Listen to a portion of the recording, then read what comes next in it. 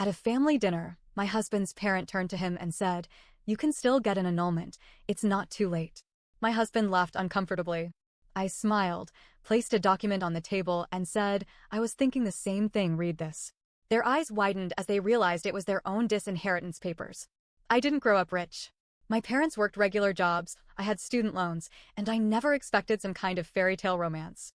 But when I met Nathan, I thought I had won the lottery, not because of his family's money, but because he made me feel like I mattered. Like I was special. Like we were in this together. I was wrong. Nathan's family was old money, the kind that went on summer trips to the Hamptons, owned boats they barely used, and had a country club membership just because. His parents, Richard and Margaret, weren't rude to me exactly, but they had a way of making sure I knew I didn't belong. Margaret, with her perfectly done hair and fake sweet voice, would say things like, "Oh honey, I just didn't expect Nathan to marry someone so practical." Richard, always straight to the point, would just look at Nathan and go, "Are you sure she's not after your money?" And Nathan? He always brushed it off. "They just need time," he said. "They'll come around." I believed him. Because I wanted to believe him. Then came Thanksgiving.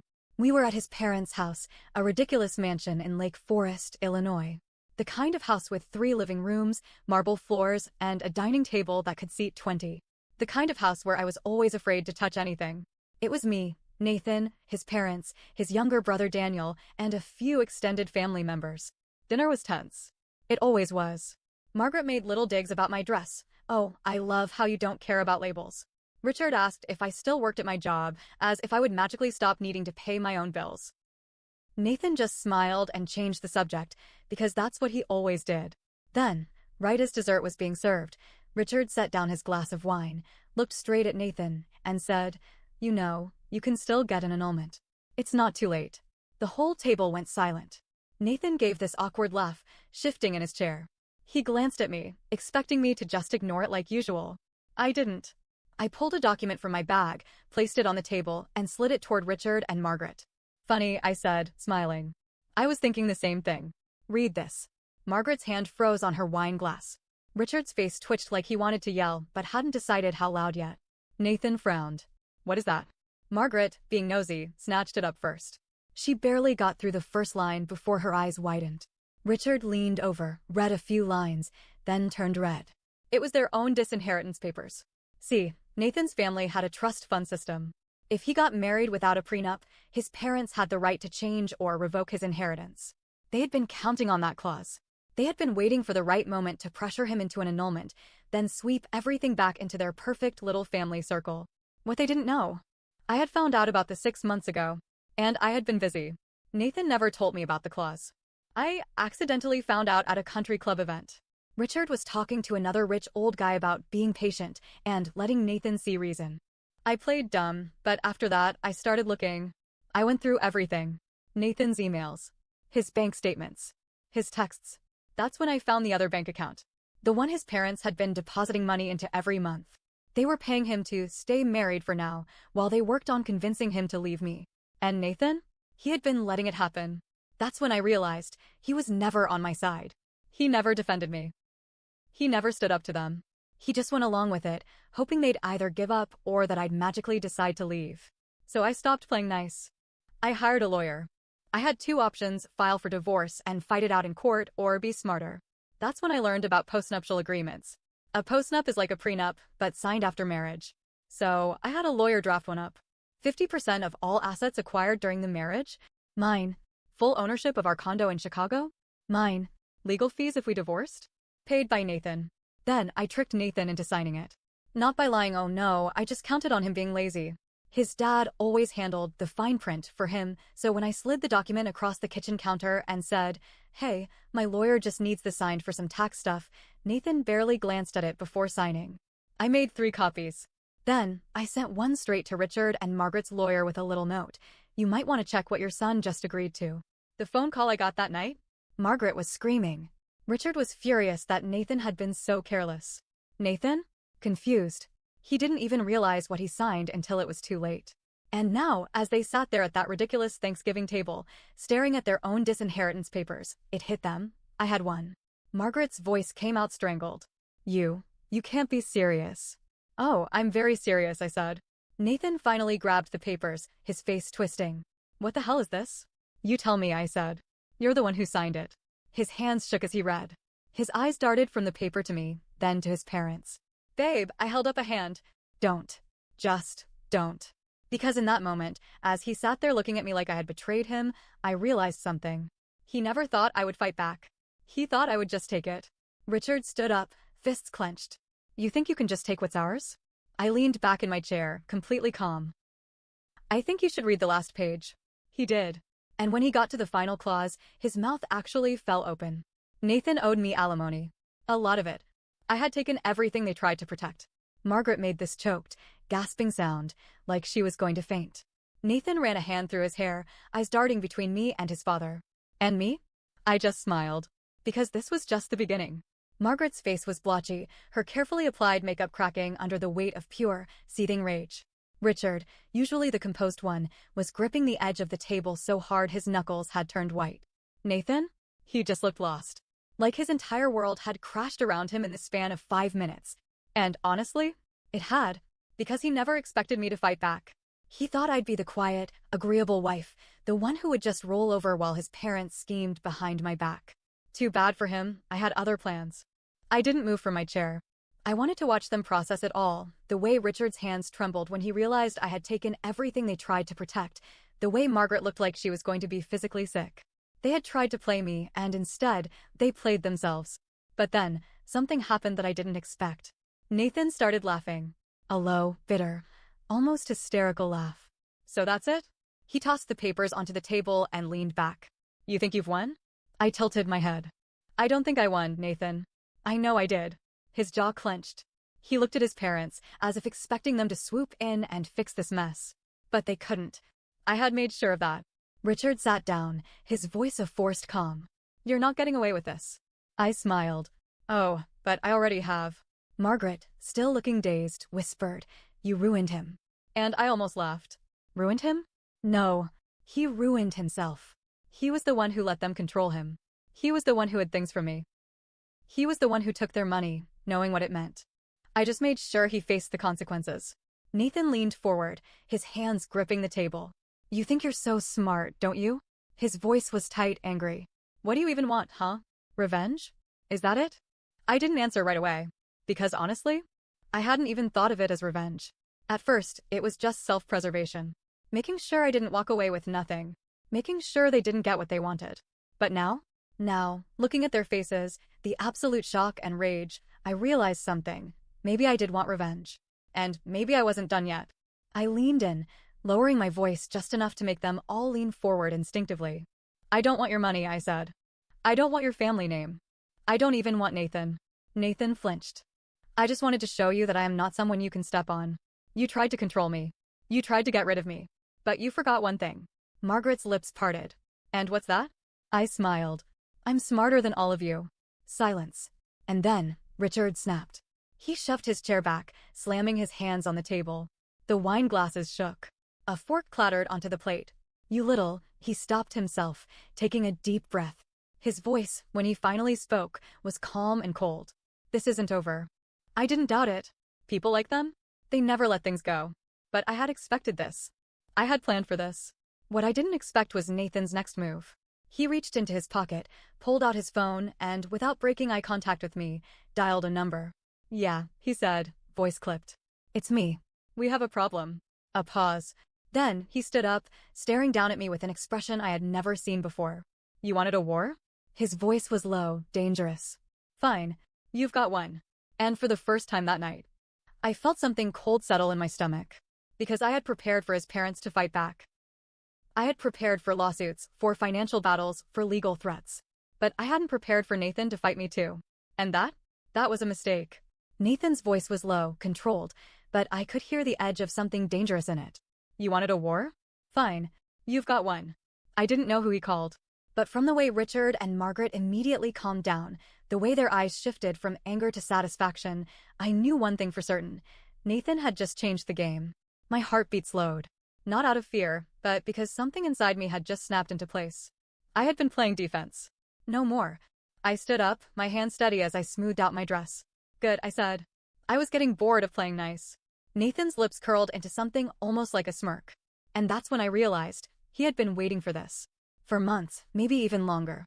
He had never truly fought for me, never stood up to his parents. But now? Now that I had backed him into a corner, now that I had taken everything he thought was his, he had finally found a reason to care. Not about me, but about winning. I turned on my heel and walked out of the dining room, leaving them all sitting there in stunned silence. I expected Nathan to come after me. He didn't. That was my first mistake, assuming he would fight me in the open. The next morning, I woke up in our condo alone. Nathan hadn't come home. Good. I needed time to think. I grabbed my phone, ready to call my lawyer, when I saw it, an email from my job. Subject, urgent. HR meeting at 9 a.m. Please come to the office to discuss an important matter regarding your employment. My stomach twisted. I worked in corporate finance, and I had never, not once, been called into an unexpected HR meeting. I walked into my office in downtown Chicago, already on edge. My boss, Greg, was waiting with 2 HR reps. The air in the room was thick. Greg didn't waste time. We've received an anonymous tip about a conflict of interest regarding your position. I blinked. Excuse me? One of the HR reps slid a folder across the table. Inside were printouts of emails, not mine, but ones that had my name in them. Emails discussing insider trading, financial fraud, and asset manipulation. And the worst part? The messages made it look like I was involved. I felt the blood drain from my face. This isn't real. Greg exhaled. We don't think so either, but the company has to investigate. Effective immediately, you're suspended until further notice. Nathan. I knew it the second I stepped out of that room. He had done this. I barely made it back to my condo before the second hit came. A notice taped to my front door. Eviction notice effective immediately. The property is under review for legal ownership dispute. Ownership dispute? Unless. I snatched my phone and called my lawyer, Angela. She picked up on the first ring. I was just about to call you. I didn't even greet her. Why am I being evicted from my own condo? She sighed. Nathan filed an emergency motion to challenge the postnup. He's claiming you coerced him into signing under false pretenses. I almost dropped the phone. That's insane. That's rich people, she muttered. Listen, it won't hold up. He has no evidence, and frankly, he's an idiot for trying. But it does mean a judge has temporarily frozen all joint assets until it's settled. Meaning? I had no access to my own home. And my bank account? Also frozen. Nathan wasn't just fighting back, he was trying to destroy me. I took a deep breath. Fine. He wanted war? I was going to end him. I went straight to Angela's office, red-eyed but steady. What's our move? I asked. Angela grinned. I thought you'd never ask. She already had a plan. Step 1, expose him. I pulled out my laptop and dug deep. I knew Nathan. He was lazy. Careless. He had definitely left something incriminating behind. And I found it. Buried in his old emails was a message from his father, one that proved Nathan had been in on the annulment plan from the beginning. Nathan, don't forget that once the annulment goes through, we'll get your trust fund back to full capacity. Just be patient. I forwarded it to Angela. Step 2, cut off his backup. I called a friend in real estate, someone who knew all about the shady business dealings of Chicago's elite. And that's when I learned something very interesting. Nathan's family wasn't as rich as they pretended to be. Sure, they had assets. But their cash flow? Strained. Their investments? Not doing well. Meaning? If I dragged this fight out, if I forced them into court battles, frozen assets, and public disputes, it would cost them more than they could afford. And if I made the right phone calls, if I hinted at some questionable transactions, the IRS would start asking questions. Step 3, turn his allies against him. I called Nathan's younger brother, Daniel. Daniel hated their parents. He was the black sheep, the one who never played by their rules. And when I told him everything, he laughed. Then he said, "Tell me how I can help." 2 days later, Nathan showed up at my office. Unannounced. I was sitting in a coffee shop across from my work building, using a burner laptop since my work email was still locked. I looked up and saw him standing there, his face tight with frustration. "We need to talk," he said. I leaned back, taking a slow sip of my coffee. "I don't think we do." He sat down anyway, hands clasped together. "Drop this," he said. I smiled. "No, you don't want to fight me." "Oh, Nathan," I sighed. "I live for this." His jaw clenched. "You think you're so untouchable?" I raised an eyebrow. "I know I am." He leaned in, voice low. "You don't know what I can do." I smiled wider. "Neither do you." Because while we were sitting there, while he was threatening me, Angela was filing a lawsuit against him and his parents. And Daniel? Daniel was leaking their family's financial issues to the press. Nathan had no idea that the walls were already closing in. And by the time he realized it, it would be too late. Nathan thought he could bury me. He thought money, connections, and playing dirty would be enough. But what he never realized, what his parents never realized, was that I wasn't just fighting to win. I was fighting to end them. And that moment, sitting across from Nathan at that coffee shop, staring into the eyes of a man who had once promised to love me but was now actively trying to ruin me, that's when I knew. This needed to end publicly. Angela had been working overtime. The lawsuit was in motion. Fraud, financial manipulation, coercion. Daniel had leaked his parents' failing investments to the press. And me? I was about to blow it all up. Nathan's family had a charity gala coming up. One of those ridiculous high society events where people in tuxedos donated money to causes they didn't actually care about. And I made sure I was invited. How?